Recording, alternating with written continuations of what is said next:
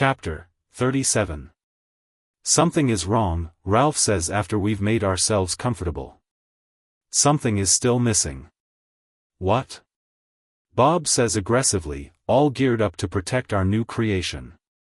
If step 3 is right, Ralph is speaking very slowly, if we have to subordinate everything to the decision that we made on the constraint, then. Come on, Ralph, Bob says. What's all this, if we have to subordinate? Is there any doubt that we must subordinate the non-constraints to the constraints? What are the schedules that you generate on your computers if not the act of subordinating everything to our decision about the bottleneck's work? I don't doubt that, Ralph says apologetically. But when the nature of the constraint has changed, one would expect to see a major change in the way we operate all non-constraints. That makes sense, Stacy says encouragingly. So what is bothering you? I don't recall that we did such changes. He's right, Bob says in a low voice. I don't recall it either. We didn't, I confirm after a while. Maybe we should have? Bob says in a thoughtful voice.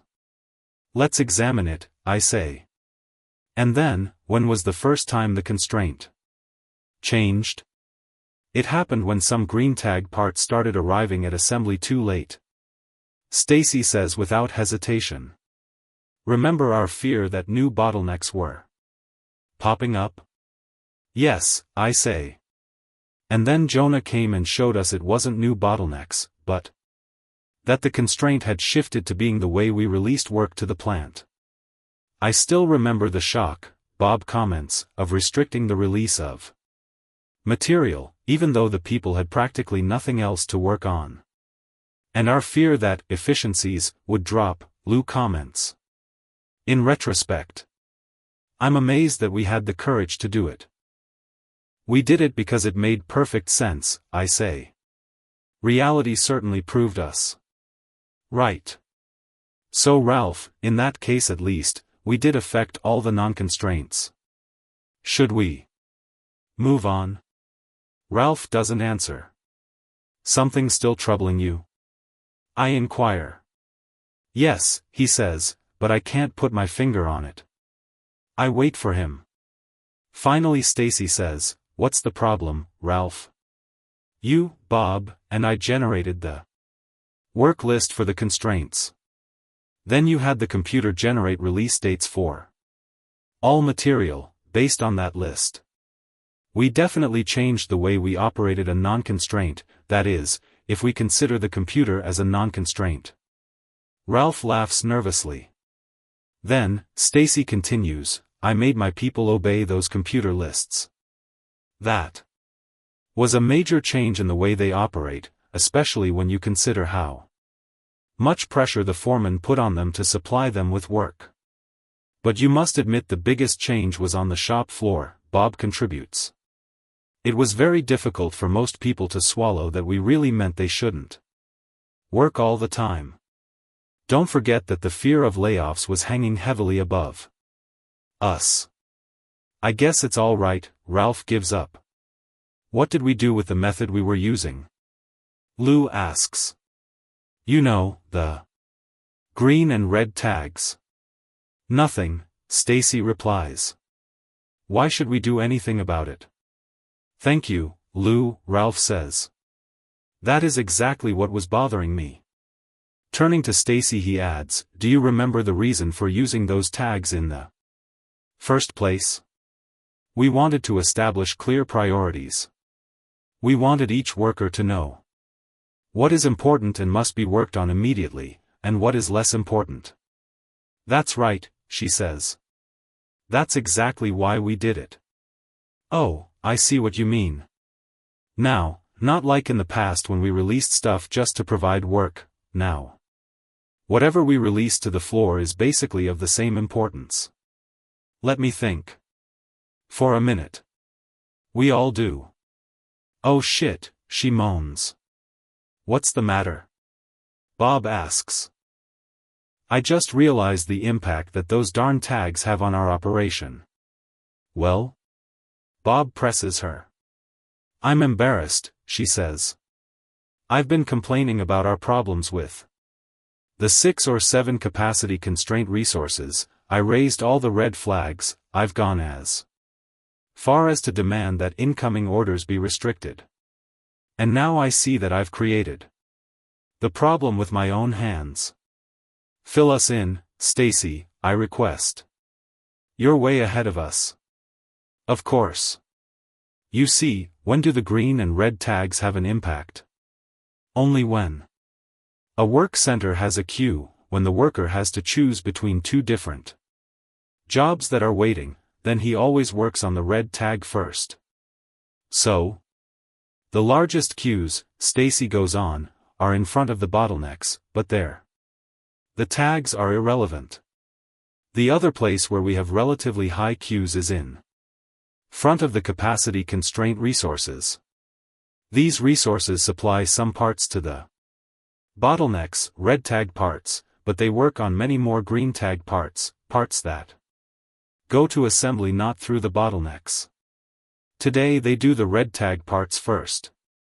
This naturally delays the arrival of the green parts to assembly. We catch it when it is pretty late, when holes are already evident in the assembly buffer. Then, and only then, we go and change the priorities at those work centers. Basically, we restore the importance of the green parts. So what you're telling us, Bob cannot contain his surprise, is that if you just eliminate the tags, it will be much better? Yes, that's what I'm saying. If we eliminate the tags and we instruct the workers to work according to the sequence in which the parts arrive, first come, first done.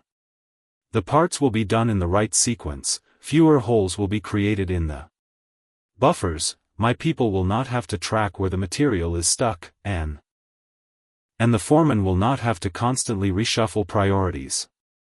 Bob completes her sentence. I try to confirm what I heard. Stacy, are you positive that your warning about those constraint resources was just a false alarm? Can we safely take more orders? I think so, she says. It explains one of my biggest mysteries, why there are so few holes in the bottlenecks buffers, while there are more and more in the assembly buffer. By the way, fellows, the fact that there are more and more holes indicates that eventually we will run into the problem of insufficient capacity, but not right now. I'll take care of those tags immediately. You won't see them tomorrow. Well, this discussion was very beneficial, I conclude. Let's carry on. When was the second constraint broken? When we started shipping everything much ahead of time, Bob answers. Shipping 3 weeks earlier is a clear indication that the constraint is no longer in production but in the market. Lack of sufficient orders limited the plant from making more money. Correct, Lou confirms. What do you think, did we do anything different on the non-constraints? Not me, says Bob. Me neither, echoes Ralph. Hey, wait a minute. How come we continue to release material according to the oven and the NCX-10 if they are no longer the constraints? We look at each other. Really, how come? Something even funnier is going on. How come my computer shows that these 2 work centers are still a constraint, that they are constantly loaded to 100%? I turn my eyes to Stacy. Do you know what's going on? I'm afraid I do, she admits. It's definitely not my day. And all this time I wondered why our finished goods were not depleting at a faster rate, I say. Will one of you tell us what's going on? Bob says impatiently. Go ahead, Stacy. Come on fellas, don't look at me like that. After operating for so long with mountains of finished goods, wouldn't anybody do the same? Do what?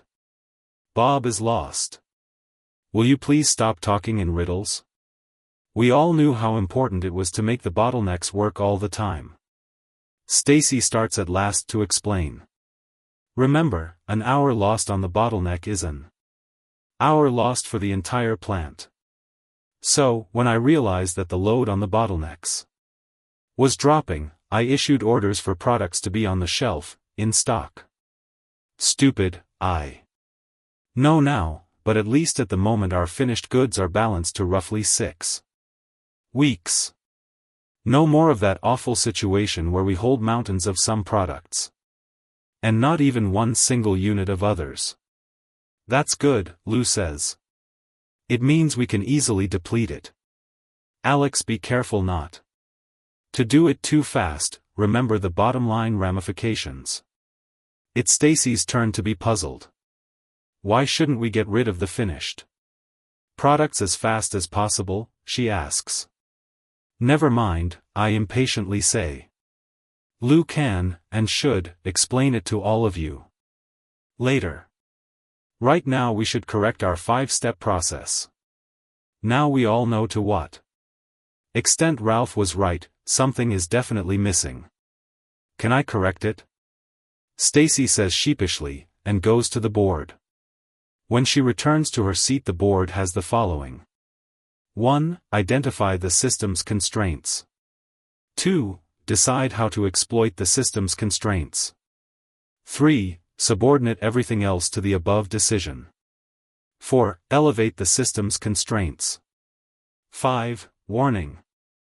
If in the previous steps a constraint has been broken, go back to Step 1, but do not allow inertia to cause a system's constraint. Examining the board, Lou moans, it's much worse than I thought. On the contrary, I'm surprised. It's much better than I thought. We look at each other. You first, I say. Why do you claim that it's much worse? Because I've lost my only guideline.